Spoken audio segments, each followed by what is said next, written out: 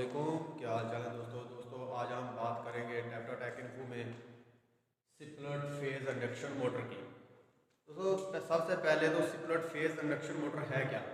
Split phase induction motor की तीन अक़साम है। Split phase induction motor single phase में काम करती है और मकनातीसी बार जो एक मोटर के अंदर पैदा होता है, गर्दिशी मकनातीसी बार पैदा होता है जिसके ऊपर मोटर काम करती है।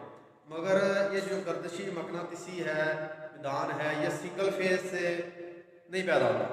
इसे पैदा करने के लिए हम मोटर में सिंगल फेज को दो हिस्सों में डिवाइड करते हैं, यानी कि स्प्लिट फेज, यानी कि एक फेज को दो रास्ते बना लेते हैं। तो मोटर में दो फेज, एक फेज दो हिस्सों में जाके मोटर में काम करता है, तब जाके हमारा गर्दिशी मकनातीसी बार पैदा होता है। स्प्लिट फेज इंडक्शन मोटर की दोस्तों तीन अक़साम है। सबसे पहले जो अक़साम है वो है कैपेसिटर स्टार्ट इंडक्शन मोटर।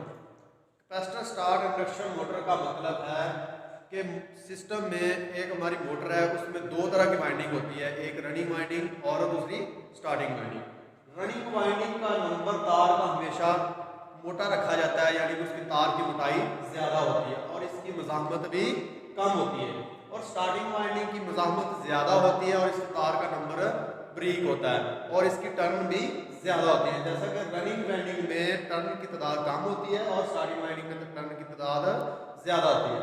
और स्टार्टिंग वाइंडिंग की मज़ाहमत भी ज़्यादा है और रनिंग वाइंडिंग की मज़ाहमत कम होती है। इसी वजह से कि जब हमारी मोटर स्टार्ट लेती है तो वो ज़्यादा करंट लेती है स्टार्टिंग में, क्योंकि स्टार्टिंग वाइंडिंग उस वक्त रनिंग वाइंडिंग के साथ मिलकर काम कर रही होती है, जो कि तार मुहैया करती है और मोटर हमारी स्टार्ट हो जाती है।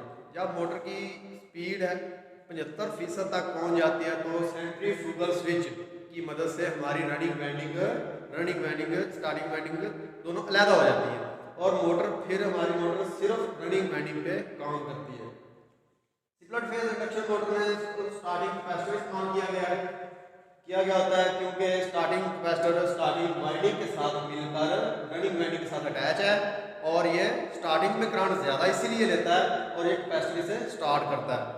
जब मोटर की स्पीड 75% तक पहुंच जाती है तो ये कैपेसिटर सेंट्रीफ्यूगल स्विच, जिसे हम क्लच प्लेट बोलते हैं, अमूमन बाज़ दुकानदार या दुकानों पे हम इसे क्लच प्लेट का नाम देते हैं, मगर इसका असली नाम है सेंट्रीफ्यूगल स्विच। सेंट्रीफ्यूगल स्विच की जब रफ्तार मोटर की 75% तक पहुंच जाती है तो ये पूरा रास्ता कट आउट कर देता है और रनिंग वाइंडिंग से स्टार्टिंग वाइंडिंग को अलग कर देता है। फिर हमारी मोटर 220 वोल्ट, जैसा कि डायग्राम में ज़ाहिर है कि सिर्फ करंट रनिंग वाइंडिंग को जा रहा है। अगर ये हमारा रास्ता क्लोज होता है तो फिर करंट इस तरफ से जाके रनिंग वाइंडिंग के साथ अटैच है और एक कैपेसिटर की मदद से ज़्यादा टार्क मुहैया होता है, इसलिए हमारी मोटर एम्पेयर भी ज़्यादा लेती है और स्टार्ट आसानी से हो जाती है। फिर ऐसे हम एम्पेयर को कम करने के लिए रनिंग वाइंडिंग पर मोटर को सिर्फ चलाते हैं और इसलिए हम सेंट्रीफ्यूगल स्विच लगाते हैं ताकि मोटर से स्टार्टिंग वाइंडिंग को हटाया जा सके। दूसरे नंबर पर दोस्तों कैपेसिटर रन इंडक्शन मोटर। ये हमारे घरों में हम छोटे पंप आ रहे हैं जो वर्म पंप भी बोलते हैं, इन पंपों में ये इस्तेमाल होती है।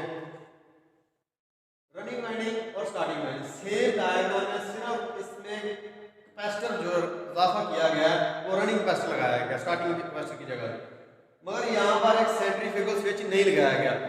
ये कैपेसिटर, ये मोटर है जो ये रनिंग वाइंडिंग और स्टार्टिंग वाइंडिंग दोनों पे हर वक्त बर वक्त काम करती रहती है। इसके साथ रनिंग कैपेसिटर लगाया जाता है और इसमें दो कॉइल का सेट बनाया जाता है, इसलिए हमारे पंप का एम्पेयर कम रहते हैं। और उसके बाद दोस्तों इसे कैपेसिटर रन इंडक्शन मोटर बोलते हैं। और तीसरे नंबर का दोस्तों capacitor start capacitor run induction motor, यानी कि ये मोटर कैपेसिटर पे स्टार्ट लेती है और रन भी कैपेसिटर पे रहती है। और सिर्फ इससे फ़र्क ये है कि इससे स्टार्टिंग वाइंडिंग को अलग नहीं किया जाता, सिर्फ स्टार्टिंग कैपेसिटर को हटा लिया जाता है।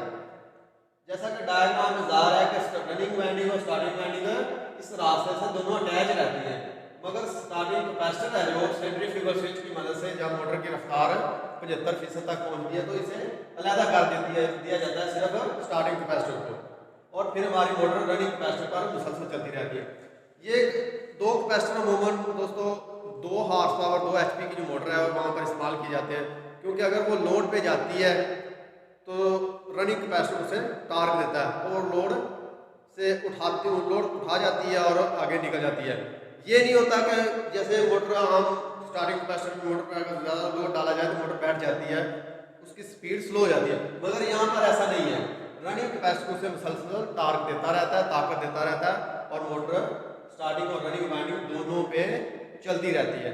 फर्क क्या आता है कि इस तार का टर्न ज़्यादा है, कम होती है, मगर इस वाइंडिंग में इसकी टर्न और इसकी टर्न थोड़ा फर्क होता है, ज़्यादा फर्क नहीं रखा जाता, क्योंकि अगर इसमें हम टर्न को ज़्यादा कर देते हैं तो ये ज़्यादा करंट इस्तेमाल करेगी, इसलिए ये इसी के हिसाब से इसकी टर्न रखी जाती है ताकि हमारी मोटर अपना मतलूबा करंट है वो ही हासिल कर सके। तो दोस्तों अब तक के लिए मुझे इजाज़त दीजिए। अल्लाह हाफ़िज़।